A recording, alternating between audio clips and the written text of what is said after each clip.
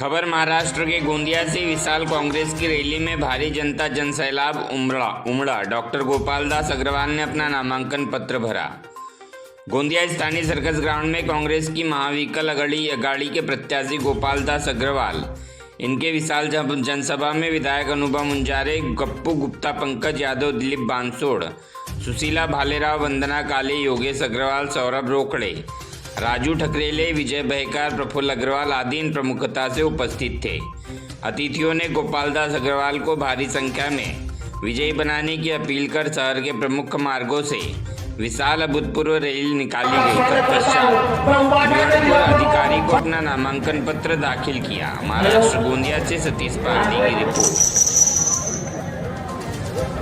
किसान की समृद्धि है और इसलिए मैं गोंदिया के सारे निर्माणाधीन सिंचन प्रकल्पों को पूरा करूंगा और साथ ही साथ डांगोरली का बंधारा बना के 12 महीना इन सिंचन योजनाओं के माध्यम से किसानों को पानी मिले, जिससे समृद्धि आवे।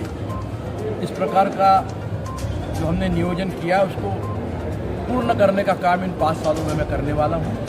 साथ ही साथ गोंदिया में नागपुर से बेहतर आरोग्य की सुविधा लोगों को मुफ्त में सरकार की योजनाओं के अंतर्गत आसानी से मिल सके, इसके लिए जो हमारा मेडिकल कॉलेज को और उसके हॉस्पिटल को बनाकर ये सारी व्यवस्थाओं को खड़ा करने का जो सपना था, वो पिछले लगभग 15 सालों से निर्माणाधीन ही चल रहा है। उसको हम पूरा करेंगे और अगले 2 सालों में मेडिकल कॉलेज की हॉस्पिटल को बनाकर गोंदिया के लोगों को अच्छी स्वास्थ्य की सुविधा, नागपुर न जाने पड़े, ऐसी व्यवस्था हम गोंदिया में निर्मित करके दिखाएंगे। तो पुलिया की व्यवस्था के बारे में बताइए। ये पुलिया जो है पुलिया के बारे में मैं बताना चाहता हूँ कि 2018 में मैंने 90 करोड़ रुपया इस पुलिया के लिए महाराष्ट्र के बजट में पास करवाया। दुर्भाग्य से मेरे पराभव के बाद में उसको तोड़ने में ही 4 साल लग गए और पिछले 2 सालों से वो पुलिया बना नहीं। लेकिन अगर मुझे लोगों ने इस बार मौका दिया तो मैं चुनकर आने के 360 दिन के भीतर वो पुलिया लोगों के लिए आवागमन के लिए उपलब्ध कराऊंगा। साथ ही साथ जो आपका प्रश्न था बच्चों के शिक्षण के बारे में, तो मेरा ये मानना है कि रोजगार देने वाला शिक्षण मिलना चाहिए।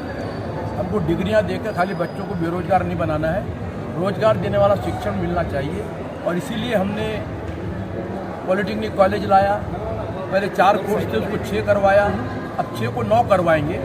साथ ही साथ हमारी जो नर्सिंग कॉलेज है उसकी इमारत के पैसे केंद्र सरकार से लाने के बाद भी उसका निर्माण नहीं हुआ। उस नर्सिंग कॉलेज की इमारत बनाकर आज जो 40 बच्चियों की प्रवेश की क्षमता है उसको तिगनी चौगनी करने का मेरा लक्ष्य है। हमारा ITI का भी बहुत पुराना सेटअप है, इसका भी आधुनिकीकरण करके इसके भी प्रवेश क्षमता को हम दुगनी करना चाहते हैं, नए नए कोर्सेज लाना चाहते हैं।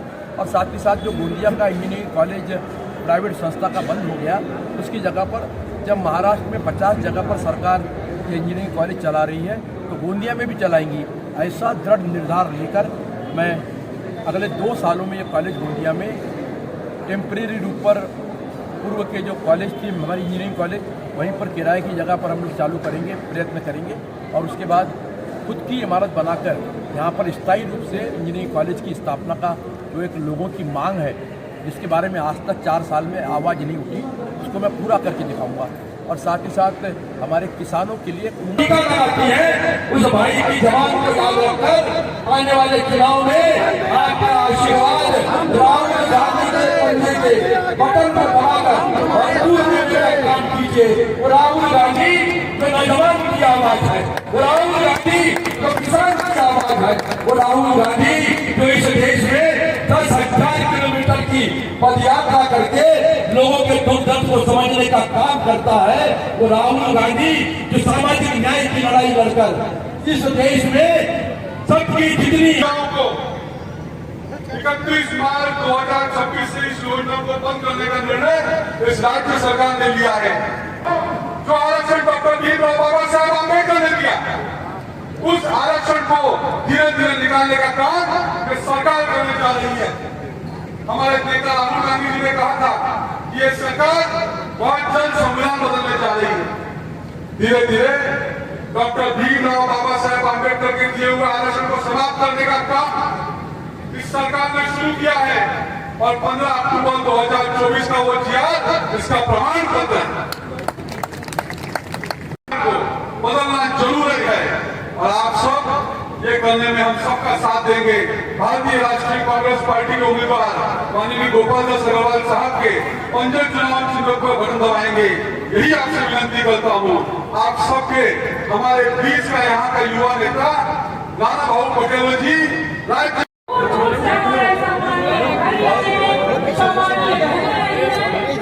सभी को सारा प्रणाम करती हूँ, आपको नमन करती हूँ, आपको वंदन करती हूँ, आपका अभिनंदन करती हूँ।